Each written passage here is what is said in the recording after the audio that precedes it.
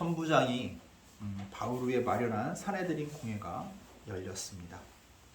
천부장의 요청으로 급하게 열린 사내들인 공회에 참석하는 공회인들은 기분이 별로 좋지가 않았겠죠.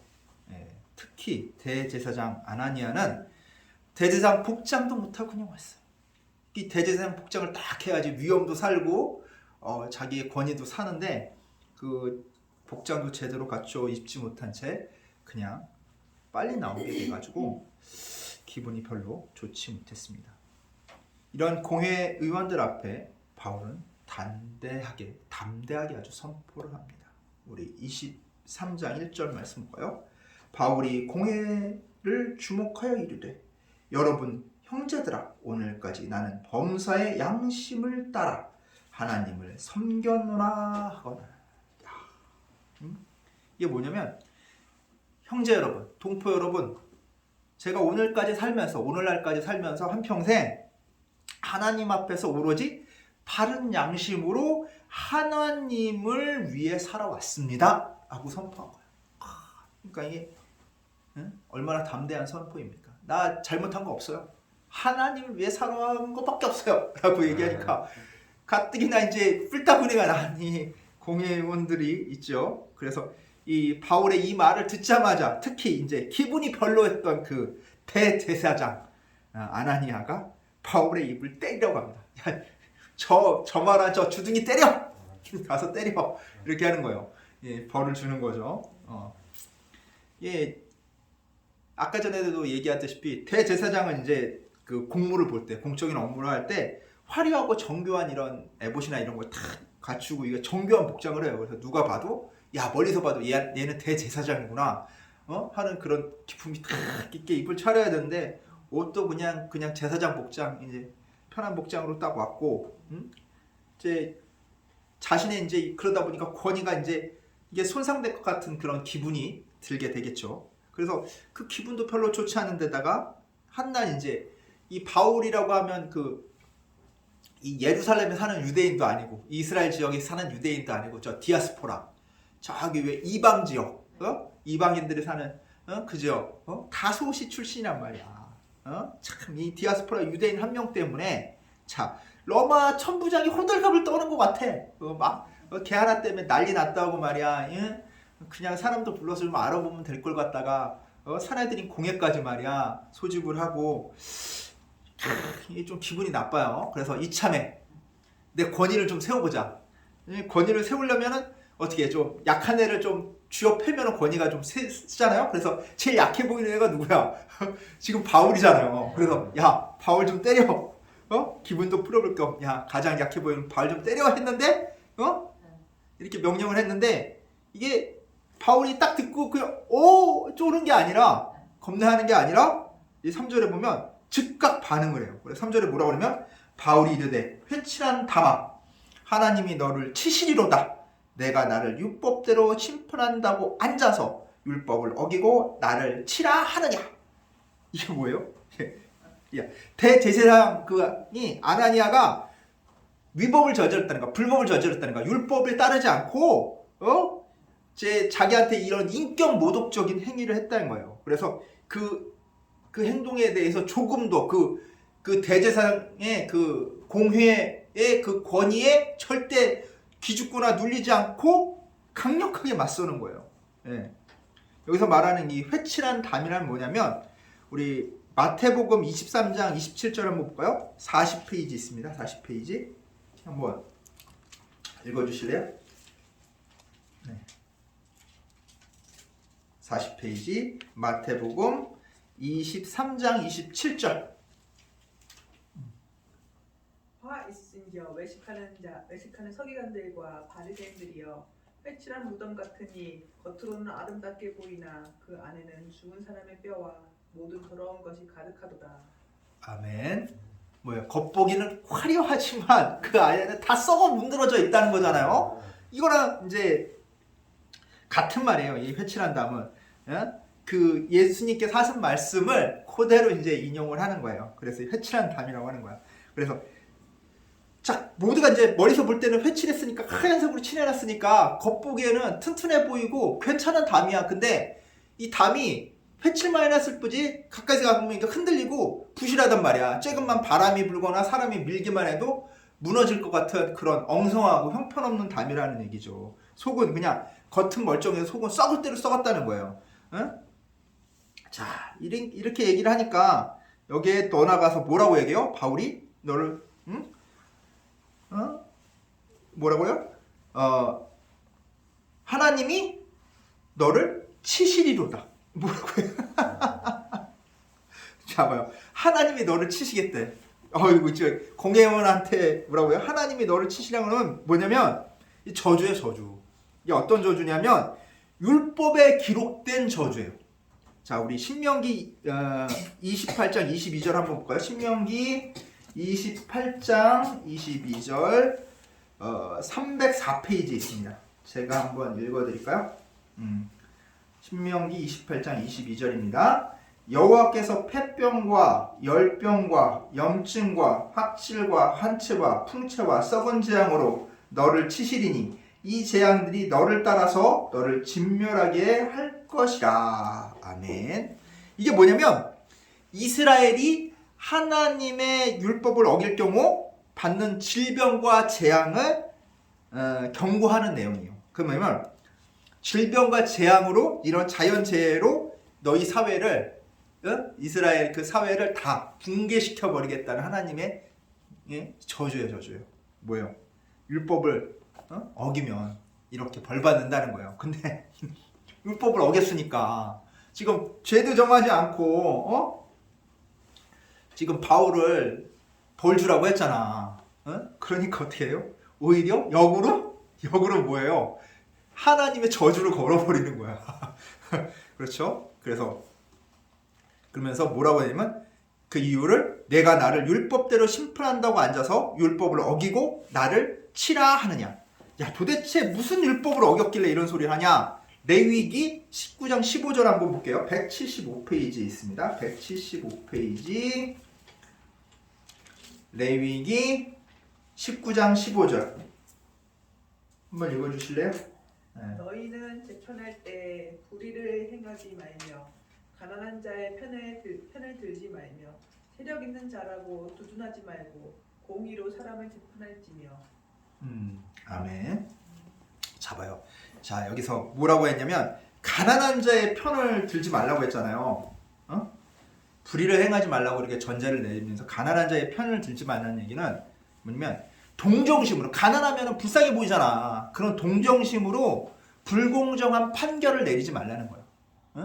그래서 우리나라 이게 그 법원에 가면 이 정의의 여신상이 있는데 우리나라 정의의 여신상은 눈을 똑바로 뜨고 있어요. 근데 원래 정의의 여신상은 눈을 똑바로 뜨고 있으면 안 돼.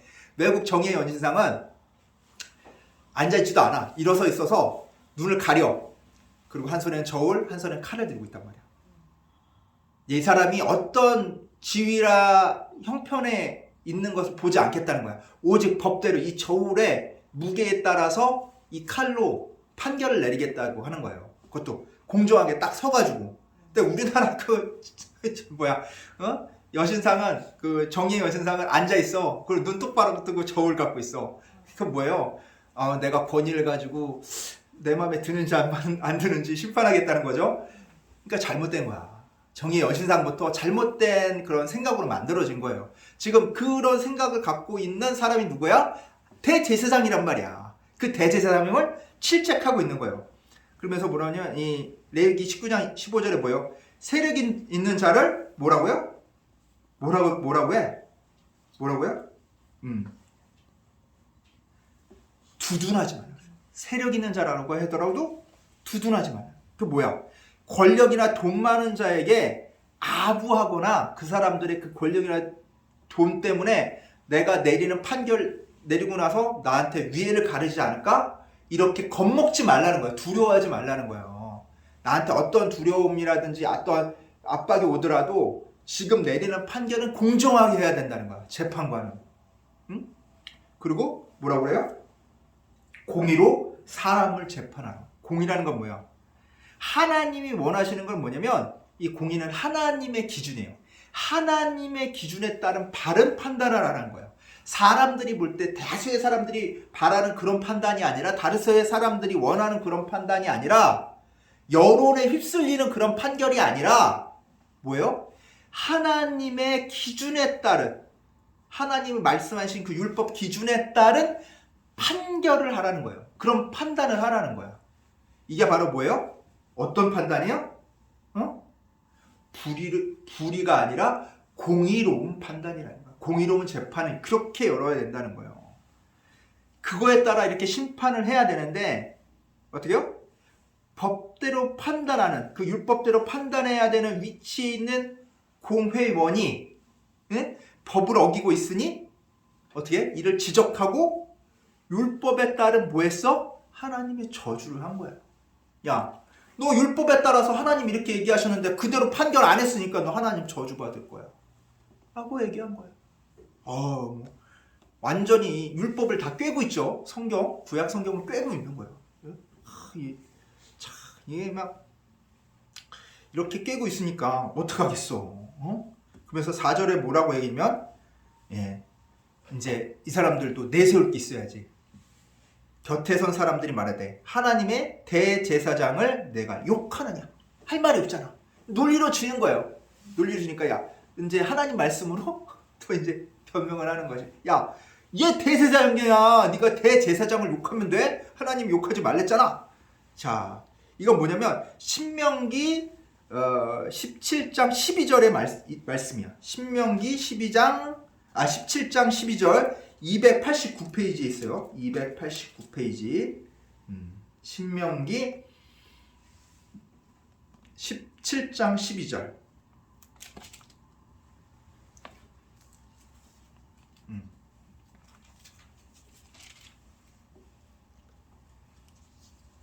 한번 읽어주실래요? 사람이 만일 무법하게 행하고 네 하나님 여호와 앞에 서서 섬기는 제사장이나 재판장에게 듣지 아니하거든 그 사람을 죽여 이스라엘 중에서 악을 제하여 버리라. 아멘. 자, 이거 뭐야?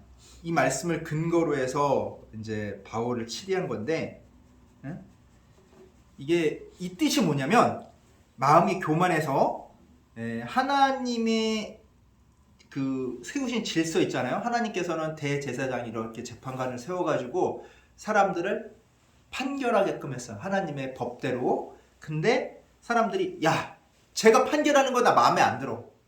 누가 나를 판단해? 이런 교만한 마음을 가지고 하나님이 세우신 질서 위에 자신을 두는 태도를 가지고 있으면 하나님께서 어떻게 하겠다? 어떻게 하겠다고요? 악을 제어해요. 죽여버리라고 하는 거예요. 하나님이 세우신 권위를 무시하는 자는 어떻게 하겠다? 죽이라는 거예요. 왜? 왜냐하면 하나님이 세우신 중재자이자 율법으로 재판한 재판관 제사장의 이 권위를 무시하게 되면 어떻게 돼? 질서가 바로 안 잡히게 돼 있죠. 그래서 그런 불순종이 결국은 무질서를 불러오니까 공동체 전체에 대해 어떻게 해요? 해악이 되니까 죽여버리라는 거예요. 근데 지금 이건 뭐예요? 전혀 엉뚱하게 얘기하고 있죠. 그런 이제 해악을 방지하기 위해서 권위를 무시했을 때 그런 문제가 되는 것에 대해서 방지하기 위해서 한 그런 조항을 하나님 말씀을 자기가 안 지켰잖아. 근데 그 하나님 말씀에서 안 지킨 걸 도망하기 위해서 또 하나님 말씀을 이용한 거예요. 그건 뭐예요? 예전에 우리 예수님께서 40일 금식하신 후에 누구에게 시험 받았죠? 사탄에게 시험 받았어요. 사탄이 뭐였어요? 하나님 말씀으로 예수님을 시험한 걸 기억나죠? 이렇듯 하나님 말씀으로 또 이렇게 악하게 사용하는 자들도 있다는 거예요. 근데 바울은 어떻게 했어요? 하나님 말씀이니까 수긍을 했죠. 그러면서 바울은 신속하게 자신의 잘못을 시인합니다. 그게 5절이에요. 5절. 바울이 이르되 형제들아 나는 그가 대제사장인 줄 알지 못하였노라. 기록하였으되 너희 백성의 관리를 비방하지 말라 하였느니라 하더라. 그러면서 뭐야? 또 성경 말씀을 가지고 또 얘기를 하는 거야. 야 나도 알고 있어. 나도 알고 있어. 출애굽기 22장 28절에 나온 그 말씀 관리를 비방하지 말라고 했던 말씀 나도 알고 있기 때문에 내가 사과할게 하는 거예요. 사과할게. 예? 그러면 이게 왜 몰랐을까? 대제사장인 줄. 아까 전에 대제사장님 복장이 어떠라고 했어요? 대제사장 복장이 아니고 그냥 왔으니까 드러나지 않잖아. 그냥 공의회 의원으로밖에 안 보이는 거야. 그러니까 이제 그렇게 얘기한 거겠죠. 그 복식을 잘 갖추 있지 못했으니까 바울이 구분이 안 가니까 이런 바울의 해프닝으로 이제 끝나게 됩니다. 자, 이제 그러니까 이게 바울이 이제 주의 깊게 안 봤잖아, 사람들을. 그래서 자, 이제 이 일요일에 바울이 공회에 참석한 이런 공회의 공회의 의원들을 이제 자세하게 보기 시작한 거예요. 쟤는 제사장 복장 입구나. 쟤는 일반 복장 입고 있구나 하면서 복장들을 쭉 훑어본 거야. 딱 훑어보니까 이게 제사장들은 제사장 복식이 있거든요. 아무리 이제 그 안에서 일을 본다고 해도 가벼운 복식을 다 입고 있어요. 제사장 복식을 다 입고 있고, 일반 이제 바리새인들은 일반 사람들 복장을 하고 있어요. 그런 걸 딱 보니까 보이는 거야. 보이는 거야. 지금 저기에 이렇게 말씀으로 뛰들고 있는 애들, 쟤네는 바리새인이구나. 저기 이렇게 머리에 터번 같은 거 쓴 애들, 쟤네들은 제사장이구나. 딱 보니까 제사장 그룹하고 바리새인 그룹이 딱 나눠지는 거예요. 그래서 사두개인, 그러니까 제사장 그룹은 사두개인이라고 그래요. 왜 사두개인이냐면 옛날에 사독, 그 다윗하고 솔로몬 시대에 사독이라는 대제사장이 있었어. 그 제사장인 계열이 쭉 제사장직을 맡아와서 그 사람들을 그래서 사두개인, 사두개파라고 하는 거예요. 사독의 그러니까 조상이 사독인 거야. 그 사람부터 쭉 내려온 그 밑에 있는 모르면 그 사람 직계손들이겠죠. 그리고 그 바리새인들은 바리새파 사람들이에요. 바리새파 사람들은 어떤 사람들이냐면 사두개파하고 쌍벽을 이루는 집단으로 하시디안 뭐 이렇게 이런 사람들을 불리는 거예요. 경건을 되게 중요시하는 집단이에요. 그래서 모세오경을 중요시 여기고, 또한 구전 전승으로 이렇게 내려오는 그런 말씀들도 정경으로 인정했던 사람들이에요. 그 사람들은 어떤 걸 인정했냐면 부활, 영적 세계를 인정을 했어요. 부활도 있고 영적 세계도 있다. 그래서 이 사람들은 어떤 생각이냐면 하나님의 통치만 인정을 한 거야. 하나님이 이 땅을 다스린다.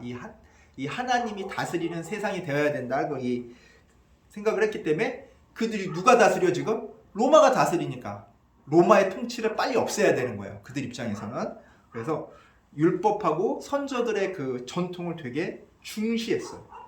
그에 맞서서 이제 이 사두개파, 이 대제사장 무리들은 아까 얘기했다시피 다윗과 솔로몬 때 그 대제사장이었던 사독의 후예들. 그래서 그들은 뭐만 인정하면 모세오경만 인정을 하는 거야. 모세오경, 창출 레민시, 그래가지고 이 모세오경이라는 그 정경만 인정을 하고, 그걸만 정경으로 인정을 하고 순수 여대적인 전통에만 고수를 하는 거야. 야, 우리한테 내려오진 그 전통밖에 우리는 인정할 수가 없어. 다른 건 인정 못해. 하고 전통을 고수하면서 부활하고 영적 세계는 있다고 보지 않고 인정하지 않아요. 그래서 그런 걸 배격하고 현세가 중요한 거야. 현세. 야, 우리 지금 어떻게 살아가는지가 중요하지 않아? 하면서 지금 어차피 지금 누가 지배하고 있어? 로마가 지배하고 있잖아. 그러니까 로마의 그 지배도 인정하고 나가는 거야. 이 사람들 사이에 이제 신학적 견해가 있죠. 영적 세계를 인정하느냐 안 하느냐, 부활을 인정하느냐 안 하느냐, 이걸로 서로 갈등을 빚고 있는 거예요. 딱 보니까 바울이 이 갈등을 이용하기 시작하는 거예요. 그래서 딱 사두개파하고 바리새파가 나눠져 있으니까 그들 사이에 이런 신학적 견해 차이, 부활하고 영적 세계를 인정하느냐 안 하느냐, 이 신학적 차이를 이용해서 논쟁을 딱 불러일으켜요. 자, 그게 6절에 나옵니다. 6절. 바울이 그중 일부는 사두개인이요 다른 일부는 바리새인인 줄 알고 공회에서 외쳐 이르되, 여러분 형제들아, 나는 바리새인이요 또 바리새인의 아들이라. 죽은 자의 소망 곧 부활로 말미암아 내가 신문을 받노라. 자, 이제 누구를 내 편으로 끌어들였어? 바울이? 바리새인들을 자기 편으로 딱 끌어. 나 바리새인이야. 너희들이랑 똑같은 바리새인이야. 우리 아버지도 바리새인이었어. 내가 여기서 이렇게 재판에 회부돼서 지금 이렇게 신문 받는 게 뭐 때문에 그래? 내가 부활이 있다고 얘기해서 그래. 그러니까 어떻게 돼요 지금? 바리새파가 그냥 두고 볼 수가 없잖아. 저거 우리 편이잖아. 알고 봤더니 저거 우리 편이잖아. 지금 대제사장이 공격하는 제가 바울이 우리 편이네? 여기서 밀리면 안 돼. 이 국회에서 막 여당 야당 막 싸우듯이 여기서 밀리면 안 돼. 이 기분이 딱 드는 거야. 그래서 다투기 시작하는 거예요. 마음을 이제 나눠서 네가 옳으니 얘가 옳으니 막 얘기해요. 그러다가 9절에 이런 일까지 발생해요. 크게 떠들새 바리새인 편에서 몇 서기관이 일어나 다투어 이르되 우리가 이 사람을 보니 악한 것이 없도다. 혹 영이나 혹 천사가 그에게 말하였으면 어찌 하겠느냐. 뭐요? 야, 이제는 완전히 이제 바울이 그리스도인이라는 사실을 다 이제 날라간 거야. 그리스도인은 공공의 적이었어요. 사두개인이나 바리새인이나 그리스도인은 싫어했다고. 근데 지금 바울이 그리스도를 증언해가지고 끌려 나온 거잖아. 근데 이거는 지금 뒷전이야. 얘가 바리새인이라는 것만 중요해. 얘가 뭐 한 것만 중요해? 바리새인들이 주장하는 부활이 있다는 거를 주장한 걸로 여기 끌려 나온 사실이 중요한 거야. 얘는 편을 무조건 들어야 돼. 그 사실이 중요하다고 생각한 이제 바리새파 율법학자들이 들고 일어난 거야, 몇 명이. 알면서 완전히 편에 들어. 이 사람 죄 없다. 우리가 암만 생각해도 이 사람 죄 없다. 야, 이거 부활 있다고 한 거, 예수 그리스도 그 얘기한 것도 야, 진짜 영이 와서 그렇게 얘기한 건지 천사가 와서 얘기한 건지 우리가 지금 알 수 없지 않냐. 영이나 천사를 우리가 보지 못했으니까 볼 수 있는 게 아니니까. 근데 영이나 천사가 와가지고 진짜 그 예수 그리스도가 있다고 증언했으면은 그건 너희들 어쩔 거냐. 이렇게까지 편을 들어버린 거예요. 와, 완전히 얘기가 완전히 지금 반전이 돼버렸잖아요. 지금 얘네 지금 바리새파하고 사두개파하고 합심을 해가지고 바울을 공격해도 모자를 파네. 완전히 분열이 일어났어요. 이게 어떻게 된 일일까요? 지금 이게 뭐냐면 하나님께서 예전에 뭐라고 했어요? 예수님께서 너희는 모처럼 지혜로우라고? 뱀같이 지혜로우라고 했어요. 뱀같이. 이 뱀같은 지혜로 이들 사이에 다툼의 영역을 한 거예요. 이들은 손 잡은 것도 있지만 서로 다투는 영역이 있단 말이에요. 서로 양보하지 못하는 신학적 견해를 한눈에 깨트려 보한 거야. 왜? 자기가 바리새파였으니까 너무나도 잘 아는 거야. 바리새파에 대해서. 그리고 바리새파랑 다른 신학적 견해를 가진 사두개파의 그 견해도 너무나도 잘 알고 있는 거야. 그래서 그거를 이용한 거야. 와, 대단하죠?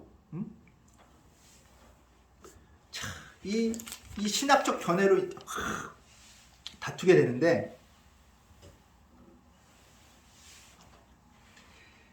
이들이 아무리 예수 그리스도를 같이 합심해서 죽였지만 그들 사이에도 서로 양보 못하는 게 이런 신학적 노선이라는 거예요.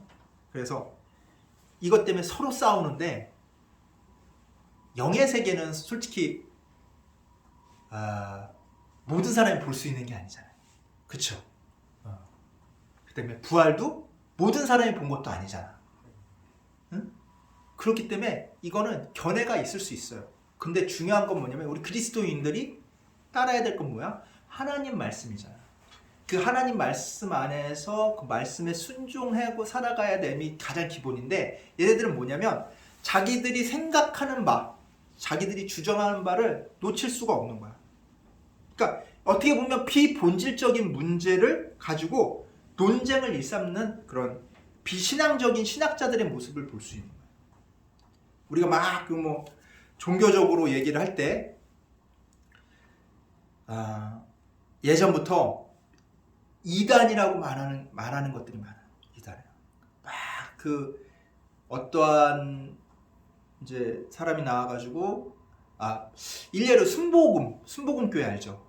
조용기 목사도 이단으로 물렸었어요.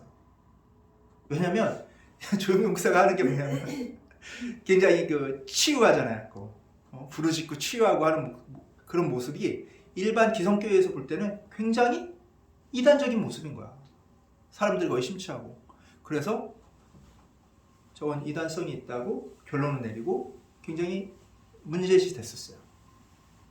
근데 그게 결국은 어떻게 됐어요? 조용기 목사도 기존 교회에 있는 그런 방침들을 수용하고 해서 지금은 기성교단이 됐잖아요. 그러면서 지금 뭐 안수기도 안찰기도 뭐 하는 거에 대해서 그렇게 많이 사람들이 반발심도 없고 영적인 세계에 대해서 야 저거는 부르짖고 하는 거는 귀신 들렸다고 하진 않잖아. 그렇잖아요. 방언하고 이런 것들을 잘못됐다고 얘기하지 않잖아요. 근데 옛날에 그런 것도 죄악시하고 했던 시대도 있었단 말이에요. 이렇든 이제 어쨌든 이런 것들은 우리가 알 수 없는 세계니까. 근데 그것에 대해서 자신들이 갖고 있는 견해를 가지고 옳다 그르다라고 싸웠단 말이에요. 그게 역사란 말이에요. 근데 이런 걸 가지고 싸우는 것은 무의미한 얘기는 거예요. 결국은 뭐냐면 사두개파나 바리새파나 결국 다 문제점을 갖고 있다는 거예요. 그래서 이 싸움이 얼마나 치열했는지 자 10절에 이렇게 나옵니다. 큰 분쟁이 생기니 천부장은 바울이 그들에게 찢겨질까 하여 군인을 명하여 내려가 무리 가운데 빼앗아 가지고 영내로 들어가라 하니라. 야, 이제는 바리새파와 사두개파가 그냥 있지 않나 봐. 서로 치고받고 이제 막 싸우기 시작하나 봐. 옛날에 뭐 국회에 보면은 막 국회의원들 나와가지고 막 의사봉 뺏고 막 어떤 사람 뭐 이거 유도로 들어매치고 막 서로 막 밀가루 뿌리고 싸우고 막 계란 던지고 했던 때가 있었어요. 그렇게 싸우기 시작하는 거야. 서로 개싸움을 벌이기 시작하는 거예요. 딱 보니까 야 이게 보통 일이 아닌 거야. 보통 일이. 야 이거 어떻게 해? 야 이거 안 되겠다. 이게 점점 큰 소라라로 벌어지니까 자 누가 그래? 천부장이 바울을 구출하라는 거야. 구출하라는 거야. 야 지금 왜 바울을 구출하라고 하냐면 지네들끼리 치고받고 싸우기만 하겠어요? 지금 바울 때문에 이 원인이 생겼잖아. 지금 이 사두개파가 어떤 마음이 들어? 지금 저 원인을 제공한 바울을 그냥 놔두면 안 되겠지. 화가 나니까. 바리새파하고 막 싸우는 와중에 야, 저 바울 그냥 놔두면 안 되겠다 해가지고 바울한테 아마 달려들었던 모양. 딱 보니까 천부장이 보니까 얘 바울은 누구야 지금? 로마 시민이잖아. 이제 쟤네들한테 다치면은 바울한테 잘 보이라고 지금 공회까지 소집을 했는데 지금 쟤네들 때문에 바울이 다치면 어떻게 돼? 자기의 꿈이 다 산산조각 나는 거 아니야. 이대로 불명예 제대는 할 수 없다라는 그 강한 마음이 들겠죠. 바울한테 어차피 잘 보여야 되니까 야 빨리들로 가서 너희들 바울 구출해. 그래서 바울을 위협하려고 했던 그런 사두개파들을 다 몰아내고 바울을 데리고 어떻게 해요? 안전하게 자기네 그 군내 군사 주둔지로 대피하게 됩니다. 다 안전하게 대피하게 와요. 그러면서 그날 밤 하나님께서는 어떻게 보면은 조금 상심에 빠졌을 수도 있는 바울에게 위로와 용기를 주시게 됩니다. 그게 11절입니다. 그날 밤 주께서 바울에게 곁에 서서 이르시되 담대하라. 내가 예루살렘에서 나의 일을 증언한 것 같이 로마에서도 증언하여야 하리라 하시니라. 자, 네가 예루살렘에 있는 그 사내들인 공회에서 나를 담대하게 증언했지? 그거랑 마찬가지로 이제 너 어디로 가야 돼? 로마로 가서 담대하게 누구를 증언해? 예수 그리스도를 증언하게 해요. 증언하게 되는 게 너의 뭐야? 사명이라는 것을 비전을 통해 보여주신 거예요. 이 비전이 뭐냐면 하나님이 보여주시는 사명을 바라보는 영적인 눈이에요. 사명을 바라보는 영적 눈. 야, 그럼 뭐야? 바울은 이제 어디를 가야 돼? 로마로 가야 돼. 로마로. 자, 22장 21절 한번 볼까요? 22장 21절 한번 읽어주실래요? 22장 21절. 나더러 또 이르시되 떠나가라 내가 너를 멀리 이방인에게로 보내리라 하셨느니라. 아멘. 자, 이방인으로 보내겠다는 그 말씀이 더 구체적으로 뭐라고 나와요? 이제는 로마로 정해지게 돼요. 이게 우리에게 이게 보여주시는 비전은요, 처음에는 우리는 딱 생각해요. 처음에 딱 범위가 정해져서 명확하게 보인다고 생각할 경우가 많아요. 그런데 그렇지 않아요. 하나님께서는 비전도 단계적으로 보여주세요. 한 단계 그 사람이 영적으로 성숙해질 때마다 그 비전을 더욱 구체화해서 보여주시는 거예요. 그래서 처음부터 딱, 야, 이 일은 일이니까 이건 A는 A, B는 B 이게 아니라 이렇게 큰 그림을 보여주시고 그 그림 안에서 조금씩 나의 영적 성장에 따라서 구체적으로 그것을 실현해 나갈 수 있도록 이끌어 주시는 게 주님이세요. 주님이 주신 사명은 이렇게 이루어져요. 내게 저 그거 못해요가 아니라 내 수준에 맞게끔 한 단계 올려서 하나님이 원하시는 그 사명으로 갈 수 있게끔 나를 만드셔요. 그것을 통해서 그것을 바라볼 수 있는 비전을 점점 더 명확하게 보여주시는 거예요. 내가 마치 이제 길을 걷다가 어떠한 목표점으로 갈 때 멀리서는 그 목표점이 자세히 안 보여도 점점 걸어갈수록 명확하게 보이듯이 하나님께서는 나에게 비전을 그렇게 주시고 하나님의 사명을 명확하게 볼 수 있는 나에게 능력을 주신다. 그리고 능력만 주시는 게 아니라 나에게 어떠한 이 도움을 줄 수 있는 사람들까지 다 붙여주세요. 상황과 조건을 다 만들어주셔요. 지금 천부장을 붙여줘가지고 담대하게 어디서 선포하게? 산헤드린 공회에서 예수님을 죽이자고 결의했던 그 산헤드린 공회에서 어떻게? 소수로 남아있지 않고 세력을 얻어서 그들끼리 싸우게 만들면서 담대하게 주님을 선포할 수 있는 기회를 주는 거예요.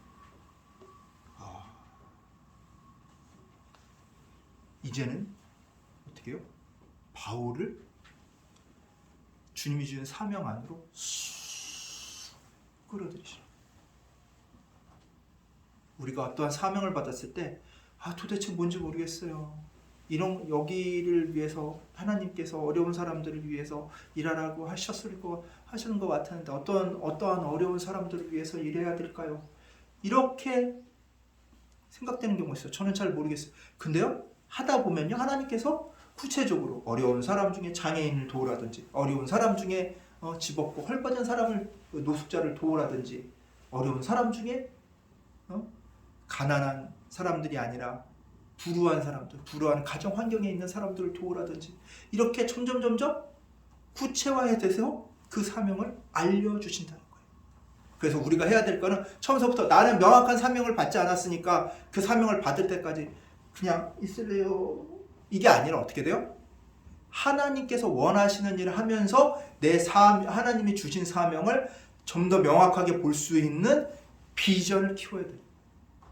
언제나 늘 이렇게 비전을 키워가며 하나님이 주신 그 사명을 더욱더 명확하게 바라볼 수 있는 저와 여러분 되기를 간절히 소망합니다. 아멘. 기도하겠습니다. 하나님 아버지 감사합니다. 언제나 늘 우리를 지켜주시고 보호해주시고 이끌어주시는 주님, 오늘은 그 바울을 통해 위로와 용기를 주시면서 로마 선교에 대한 비전을 보여주신 것을 우리가 기억합니다. 우리도 바울처럼 위로와 용기를 얻고 주님께서 주시는 그 비전을 더욱더 구체적으로 알아갈 수 있도록 주여 이끌어 주시옵소서. 날마다 주님 닮아가는 저희들 될 수 있도록 주여 이끌어 주시옵소서. 오늘도 감사드리며 예수님의 이름으로 기도드리옵나이다. 아멘.